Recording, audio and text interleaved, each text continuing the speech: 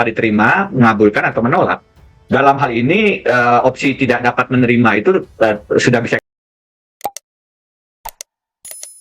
Jadi kalau kita yang mengerti persidangan Mahkamah Konstitusi, baik di Undang-Undang MK maupun peraturan Mahkamah Konstitusi terkait dengan sengketa Pilpres, itu putusan majelis itu ada 3, tidak dapat diterima, mengabulkan atau menolak.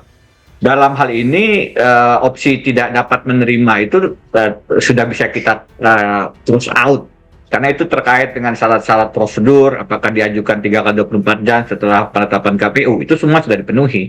Yang tersisa ya tinggal mengabulkan atau menolak.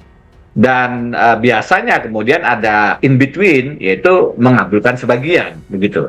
Nah, mengabulkan itu artinya permohonan 01 dan 03 diterima, pasangan calon 02 didiskualifikasi, baik Prabowo maupun Gibran.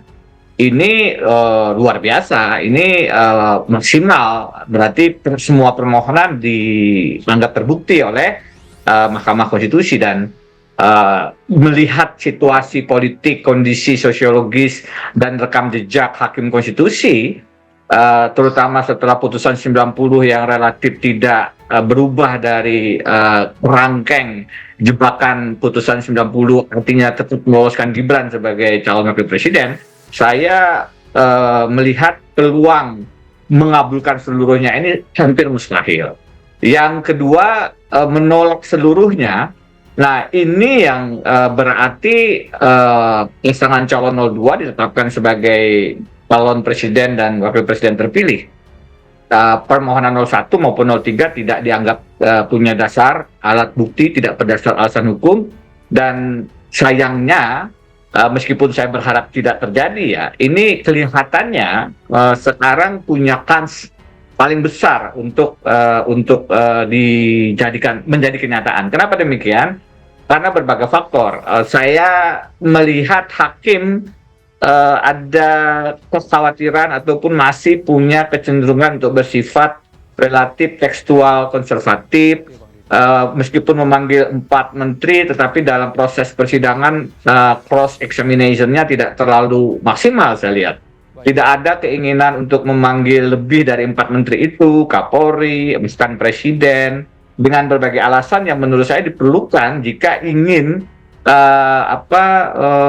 mengabulkan permohonan pasangan calon 1 dan 3. Jadi kecenderungan untuk menolak ini atau menerima itu menjadi kecil. Yang mungkin adalah mengabulkan sebagian, tapi lagi-lagi mengabulkan sebagian yang diminta oleh pasangan calon Amin 01 itu adalah mendiskualifikasi hanya Gibran Rakabuming Raka, padahal itu berarti MK keluar dari kerangkeng putusan 90. Padahal sejauh ini setelah putusan 90, semua putusan MK relatif menguatkan konstitusionalitas pencawapresan Gibran. Saya dengan rekan Zainal Arifin Muhtar misalnya itu menguji formil, menyatakan harusnya putusan 90 itu secara proses bisa dibatalkan, tapi itu pun tidak diambil sebagai bagian dari putusan oleh rekan-rekan di Mahkamah Konstitusi. Sehingga saya merasa ini pun saya sebut butuh, selain keberanian, adalah introspeksi institusional, pengakuan salah dari Mahkamah Konstitusi, dan sejauh ini itu tidak terjadi. Maka Bang Denny mengatakan jika ingin mengabulkan 01 dan juga 03 itu mustahil sepertinya untuk keseluruhan. Tapi kalau yang mengabulkan sebagian dimaknainya seperti apa, Bang Denny Indrayana? Mengabulkan sebagian kan artinya hanya mendiskualifikasi Gibran. Itu dimintakan oleh pasangan calon 01 Anies Muhaimin dalam tuntutan atau petitum mereka. Ini relatif sulit juga, karena saya tadi jelaskan, itu berarti MK sebenarnya keluar dari pakem putusan 90. Harusnya bisa, tapi dari putusan-putusan setelah putusan 90, termasuk uji formil yang saya dan Zainal Arifin Muhtar lakukan, itu mereka tidak keluar dari kerangkeng atau penjara putusan 90 itu. Artinya tetap menguatkan secara konstitusional pencawapresan Gibran. Jadi keterlanjuran kesalahan putusan 90 itu tidak dikoreksi. Itu yang menurut saya menjadi parameter bahwa pendiskualifikasian Gibran itu menjadi tidak ada dasar presidennya gitu. Nah, yang terakhir, yang keempat adalah sebenarnya berpijak pada pasal 8 ayat 2 Undang-Undang 45. ini tidak dimintakan oleh paslon 1 dan paslon 3, dan karenanya ada konsep ultra petite nih, bahwa tidak dimintakan tapi dijadikan amar oleh mahkamah. Apakah itu mungkin? Dalam perjalanan putusan-putusan MK, amar yang ultra petita ini bukan sekali dua kali dilakukan. Dan saya membacakan peraturan MK yang mengatakan bahwa mahkamah bisa memutuskan di luar ketentuan ayat 1 yang tadi hanya memberikan 3 opsi, tidak mendapat menerima, mengabulkan, atau menolak. Karena itu saya berpendapat ini adalah dasar untuk dilakukan ultra petita. Pasal 8 ayat 2, pasal 8 ayat 2 adalah menetapkan pemenang calon presiden Prabowo sebagai presiden terpilih, tetapi membatalkan kemenangan calon wakil presiden Prabowo Gibran Rakabuming Raka.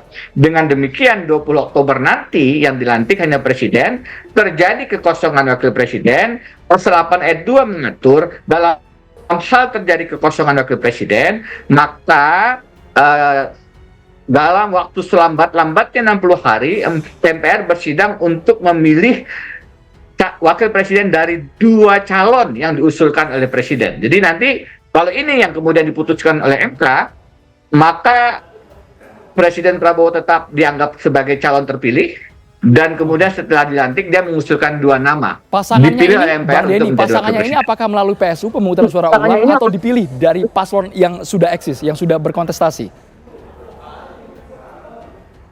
Kalau kita mengacu pada pasal 8 ayat 2, berarti opsi keempat ini yang ditanyakan ya, Oke. Mas Andrew ya. Itu adalah kewenangan prerogatif presiden untuk mengusulkan 2 nama, yang 2 nama itu disodorkan kepada MPR. Jadi gantung Prabowo, siapa yang akan dia pilih untuk diusulkan 2 nama kepada MPR. Yang memilih MPR dalam waktu paling lambat, atau dalam rentang waktu 60 hari. Dari tanggal 20 Oktober, kalau 20 Oktobernya Pak Prabowo sudah mengusulkan nama ya. Baik, dari sampai saat ini Bang Denny Indrayana, yang paling memungkinkan opsi 4 yang Anda tawarkan, yang mana yang berpeluang akan diwujudkan oleh 8 hakim konstitusi di tanggal 22 April mendatang? Secara ekspektasi harapan, saya sebenarnya ingin agar ada penegasan pemilu pemilihan presiden ini jangan dicawe-cawe Presiden Jokowi, sehingga kemenangan terutama calon wakil presiden Gibran itu semestinya bisa dibatalkan ya. Itu dari sisi harapan. Tetapi dari sisi melihat rekam jejak hakim, melihat suasana kebatinan bahwa sekarang sangat banyak ketakutan di lingkungan elit politik kita dalam mengambil keputusan, maka saya khawatir yang lebih mungkin atau menjadi kenyataan itu adalah yang ditolak seluruhnya. Tentu saja ini akan mengecewakan karena itu berarti menguatkan pelanggaran konstitusional yang secara terang sebenarnya dilakukan oleh Presiden Jokowi lewat cawe-cawenya dalam Pilpres 2024. Terima kasih.